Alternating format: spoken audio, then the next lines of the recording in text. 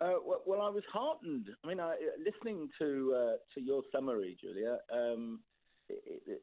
You were saying to one of your guests, that you ought to be dancing a jig. You're in the Remain camp. I was heartened in one way, and then I've got a big, big red warning light flashing around on another. The way I was heartened was that the government were looking down the two barrels of defeat, and anything to ensure that the train is kept on the road to getting us out of Europe. So in that respect, to say, look, I'll give you a meaningful involvement at the end, I'll allow you to have another debate and there'll be some input. Can we leave it as vague as that? But on the other hand, you've got that. That was the offer. That was accepted. Now, that means that the train carries on and there isn't a sort of big cliff edge last night, which I am pleased about. I'm heartened. The big red flashing light is this.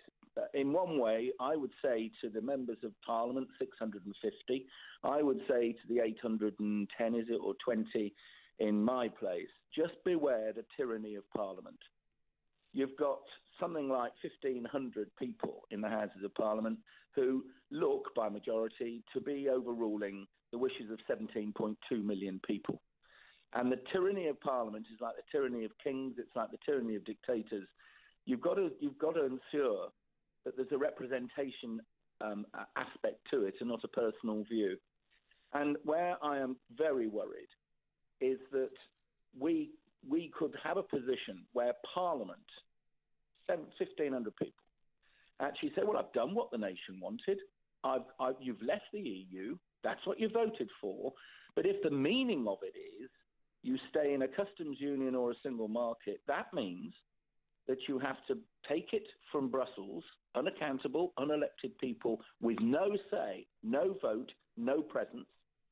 You have to position yourself where you allow Brussels to negotiate your free trade deals around the world. You don't, and you don't have any say in that anymore.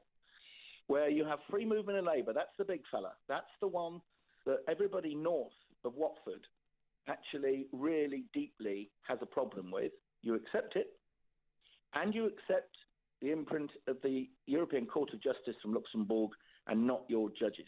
Now, people voted to come out of this for many, many, many different reasons. And I bet you have people on the show all the time who did it, but for different reasons. But one thing, I think, one word that they wanted more than anything else was some form of control. Whatever that may mean. It might mean judges, it might mean immigration, it might mean regulation or vote. But there was a degree of wanting control. And what they're going to get, because of the tyranny of Parliament, is they're going to get a position where the letter of the referendum result has been observed, and Ramonas can say, yeah, you are, I've done what you said, I've respected you, but what they've delivered is we've become a vassal state of an unaccountable, unelected dictatorship in Brussels. I don't think anybody, not even Remainers, deep down want that. But that's not their end aim, is it, Lord Jones? Their aim is to actually then keep us back in to say, look how terrible this deal is. Why don't we just remain and get a second referendum?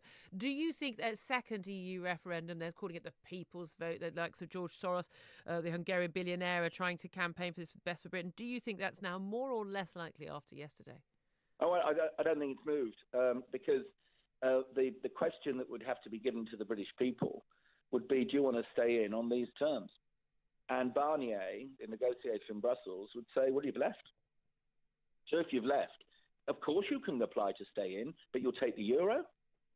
And the moment you put that into a campaign for a second vote, oh, by the way, you vote to accept this deal, and if you don't, you take the euro. Oh, that's huge. So I actually think that it's less likely because no Ramona is going to want anything where they might lose it. And I think there's a real risk they'd lose it on the basis that Britain would have to join the euro. Oh, and we've all seen, do we want to be Athens? I don't think so. Lord Digby Jones, fascinating to talk to you. Former Director General of the CBI, of course, as a peer, he gets to have another say on this when it comes back to the House of Lords next Monday.